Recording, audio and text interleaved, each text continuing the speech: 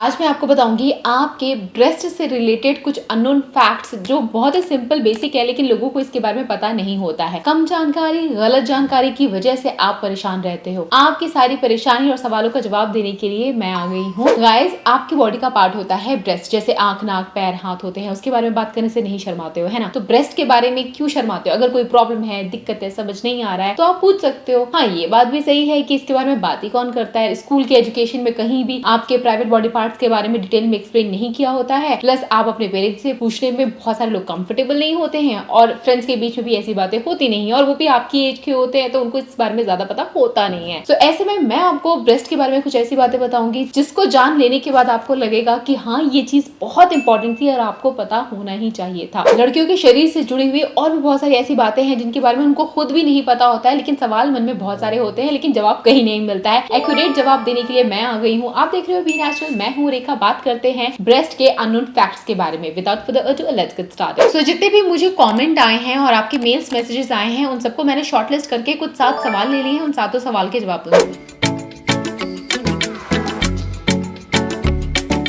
ये पहला सवाल मुझसे ये पूछा गया कि आपके ब्रेस्ट नॉर्मल है या नहीं, इसके बारे में कैसे पता चलेगा? कौन सा परफेक्ट शेप है या कौन सी प्रॉब्लम होती है तो वो नॉर्मल नहीं है। ऐसे में मैं आपको सिंपली ये बोलना चाहूंगी कि आप हमेशा अपना ब्रेस्ट एग्जामिनेशन करते रहा करो और मिरर के आगे खड़े हो जाओ। न्यूड, कोई कपड़े नहीं पहनना, सिर्फ अपने ब्रेस्ट को देखो। क्या आपको आपके ब्रेस्ट के ऊपर किसी भी तरीके का लम्प्स और बम्प्स नजर आ रहा है? कोई भी तरीके का डिस्चार्ज सेक्रेशन हो रहा है या ब्लड निकल रहा है? अगर आप नोटिस करते हो वहां की स्किन थिकनिंग हो रही है, डिम्पलिंग हो रही है, जैसे संतरा होता है ना, उसके छिलकों में छोटे छोटे दाने से होते हैं, वैसा कुछ आपको नजर आ रहा है तो कोई प्रॉब्लम है, आपके ब्रेस्ट नॉर्मल नहीं है। हो सकता है कि कुछ दिक्कत हो रही है आपको। ऐसे में आपको तुरंत अपने डॉक्टर को विजिट करना चाहिए, उनसे प्रॉपर चेकअप कराना चाहिए, और तब आपको पता चलता है कि क्या एक्चुअल में प्रॉब्लम है। अगर मैंने जो बातें बोली हैं उनमें से कोई भी समस्या आपके ब्रेस्ट के ऊपर नहीं है, इसका मतलब ये है कि आपके ब्रेस्ट सही सलामत है, हेल्दी है। उसके साइज का आपके ब्रेस्ट के हेल्थ से कोई लेना देना नहीं है। लोग बोलते हैं कि ब्रेस्ट हैवी है तो ब्रेस्ट कैंसर हो गया, ऐसा कुछ नहीं होता है। हैवी, स्मॉल,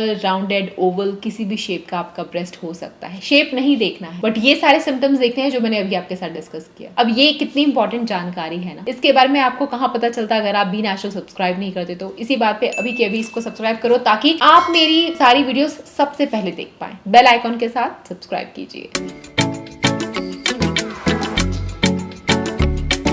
आपका अगला सवाल आया था कि ब्रेस्ट किस एज तक ग्रो करते हैं? जब हम पैदा होते हैं, मेन हो विमेन हो, दोनों के ब्रेस्ट सपाट होते हैं, प्लेन होते हैं, और आगे चल करके भी मेन के ब्रेस्ट एकदम सपाट ही होते हैं, समतल भूमि होती है, कोई ग्रोथ नहीं होती है। लेकिन वहीं अगर अब विमेन की बात की जाए तो प्यूबर्टी की एज हिट करते ही, चाहे वो 13 साल में हो, 12 साल में हो या 10 साल में भी क्यों ना हो, प्यूबर्टी की एज हिट करते ही विमेन के ब्रेस्ट ग्रो करना स्टार्ट करते हैं। जो पहले समतल थे वो थोड़े से उभरे उभरे आएंगे, थोड़े थोड़े उभरे उभरे आएंगे, और धीरे धीरे काफी ज्यादा उभार आ जाता है। और किसी के ब्रेस्ट हैवी होते हैं, किसी के स्मॉल होते हैं, वो डिपेंड करता है आपके हाइट, वेट के ऊपर। तो हम यहाँ साइज की बात नहीं करेंगे, लेकिन हाँ, ग्रोथ होती रहती है, प्यूबर्टी से स्टार्ट हो जाती है और एंड होती है आपके अर्ली टीन तक। आपके ब्रेस्ट ग्रो करते रहते हैं। बाकी वो कितने हैवी है, स्मॉल है, बिग है, शेप क्या है, वो आपके खान पान, रहन सहन, एक्सरसाइज वगैरह पे डिपेंड करता है।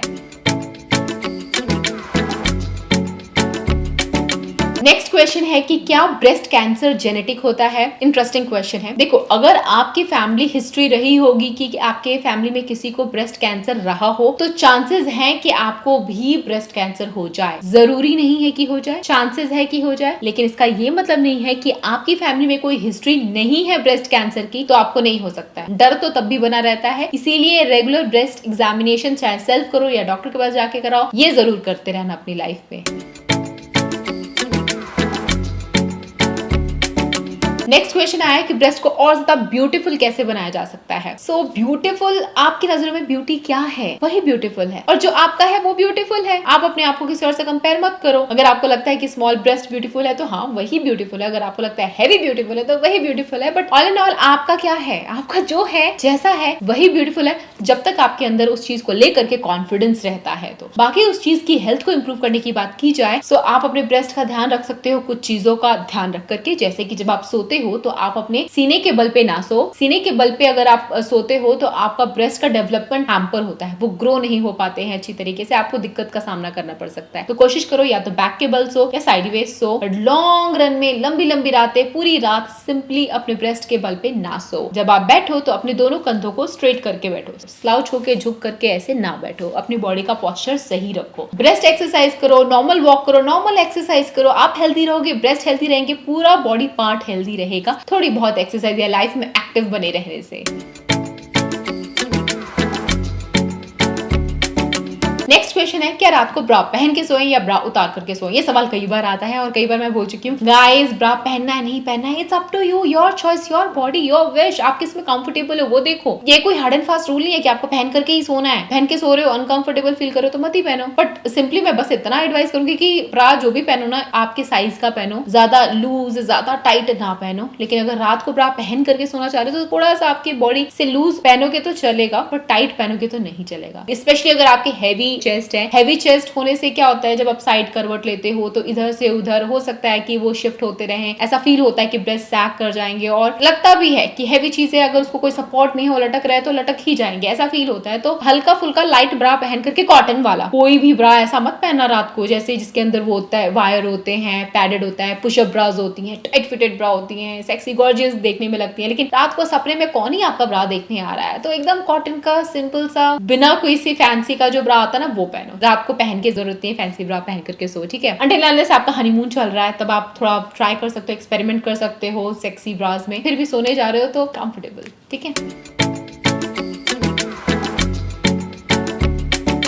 नेक्स्ट क्वेश्चन है, हमारे जो ब्रेस्ट का सेंटर वाला एरिया होता है वो डार्क क्यों होता है? सोचने वाली बात है। क्या आपने कभी सोचा है कि क्यों हमारे ब्रेस्ट का सेंटर पार्ट हमेशा डार्क होता है, स्पेशली ड्यूरिंग प्रेगनेंसी? जब आप प्रेग्नेंट होते हो तो धीरे धीरे आपके बॉडी में ऐसे हार्मोनल चेंजेस होते हैं ना कि वो आपके ब्रेस्ट के एरियोला और निप्पल वाले एरिया को एकदम डार्क कर देते हैं। चाहे वो डार्क ब्राउन हो या जेट ब्लैक कलर हो, डार्क तो हो ही जाता है। और अक्सर ऐसा प्रेग्नेंट वुमेन के साथ होता है। इनफैक्ट डिलीवरी के बाद भी ये डार्क बने रहते हैं। इसका सिंपल सा जवाब ये है कि जब बच्चा पैदा होता है तो उसको रंग में ज्यादा कुछ नजर नहीं आता है। उसको या तो रोशनी का पता चलता है या अंधेरे का पता चलता है। अंधेरा मींस ब्लैक, काला उनको ज्यादा नजर आ रहा होता है। आपने नोटिस किया है जब बच्चा पैदा होता है, अगर उसको ब्रेस्ट के पास रखा जाए तो अपने आप लैच करना स्टार्ट कर देता है। भगवान ने कुदरती प्रकृति ऐसी बनाई हुई है कि बच्चे का इंस्टिंक्ट कहता है कि ये यहाँ उसका खाना मिलने वाला है, यहाँ से उसको दूध मिलेगा, और बच्चा लैच करता है, दूध पीता है। तो बच्चे को अट्रैक्ट करने के लिए, क्योंकि बच्चे को काला रंग ही नजर आता है, माँ का एरियोला और निप्पल वाला एरिया ब्लैक हो जाता है ड्यूरिंग और आफ्टर प्रेगनेंसी। ऑल्दो अगर आप अनमैरिड हो तो भी हो सकता है कि आपका निप्पल और एरियोला वाला हिस्सा थोड़ा सा ब्लैक हो। ये जेनेटिक भी हो सकता है और ये नेचुरल भी है। आप जहाँ रहते हो, आपकी लोकेशन क्या है, उस पर भी डिपेंड करता है। मोस्टली इंडियन गर्ल का ब्लैक या ब्राउन, ये light brown, dark brown colour में होता है। और मोस्टली देखा जाए कि हमारे फॉरेन कंट्रीज में जो फॉरेनर्स होते हैं, जो एकदम सफेद होते हैं, उनके निप्पल्स बहुत ज्यादा व्हाइट हो सकते हैं। सो इन्फ्लुएंस ना हो वहां का रहन सहन, खान पान और वहां का वातावरण, स्पेशली वहां का वातावरण जैसा होता है ना, उसके हिसाब से उनकी बॉडी का कलर होता है। चाहे उनके बाल सफेद होते हैं, हमारे काले होते हैं, हमारे तो बुढ़ापे में बाल सफेद होते हैं, उनके तो पैदाइशी सफेद होते हैं। तो ये चीजें डिपेंड करती हैं। अपने आप को कंपेयर हम ना ही करें तो बेहतर रहेगा।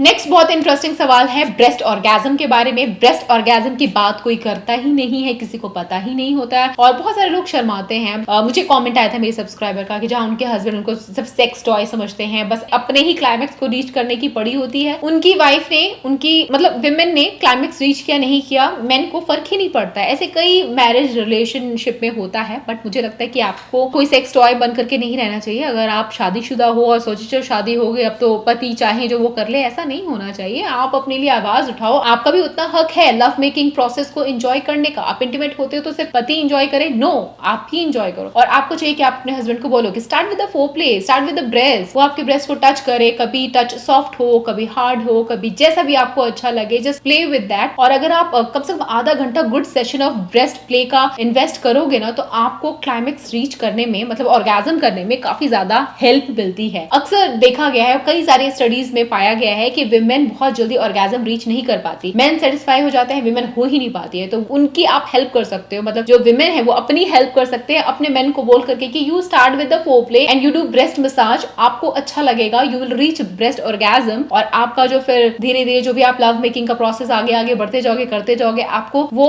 एक टास्क नहीं लगेगा कि हाँ अब तो करना ही है, नहीं, you will enjoy, you will have fun, you will have pleasure, और ऐसे आपका जो रिश्ता है ना वो और गहरा और मजबूत बनता है। पति पत्नी का रिश्ता सिर्फ लव मेकिंग या बेड तक ही सीमित नहीं होता है, आपको पूरी जिंदगी साथ बितानी है, और पूरी जिंदगी साथ बिताने के लिए एक दूसरे के प्रति सेक्सुअली अट्रैक्टेड रहो। इसके लिए जरूरी है कि आपका बेड टाइम भी अच्छा रहे, दोनों के लिए अच्छा रहे, सिर्फ एक के लिए नहीं। जब गाड़ी चलती है तो दोनों तरफ के पहिए बैलेंस में होने चाहिए ना, एक पहिया टूट के गिर जाए या सेटिस्फाइड ना हो तो क्या गाड़ी चल पाएगी आगे? तो जिंदगी और गृहस्थी की गाड़ी भी आगे तभी बढ़ सकती है जब मेल फीमेल दोनों ही सेक्सुअली अट्रैक्टेड हो और सेटिस्फाइड हो। ये मैसेज है स्पेशली मेन के लिए, प्लीज अपनी वाइफ को भी सेटिस्फाई करने के बारे में सोचो, सिर्फ अपना ही ना सोचो। सो या ब्रेस्ट ऑर्गेजम होता है और इस पे टाइम इन्वेस्ट करो breast orgasm and you will have fun. Breast से रिलेटेड ये आपके 7 सवालों का जवाब मैंने दे दिया है। अगर आपके मन में अभी भी कोई डाउट रह गया है तो कमेंट कर दो, मैं उसका जवाब लेके आ जाऊंगी अगली वीडियो में। जितने भी डाउट होते हैं, चाहे वो इंटीमेट बॉडी पार्ट हो, ब्रेस्ट हो, हेल्थ हो, लाइफ हो, मेकअप हो, स्किन हो, जिस भी चीज से आपको प्रॉब्लम है आप मुझे क्वेश्चन कीजिए, मैं उसका वीडियो लेके आ जाऊंगी। Thanks for watching. मेरा ब्लॉग चैनल है मिस्टर एंड मिसेस प्रिंस, उसको जरूर सब्सक्राइब कीजिएगा अगर आप मेरा लाइफस्टाइल ब्लॉगिंग देखना चाहते हैं तो। एंड या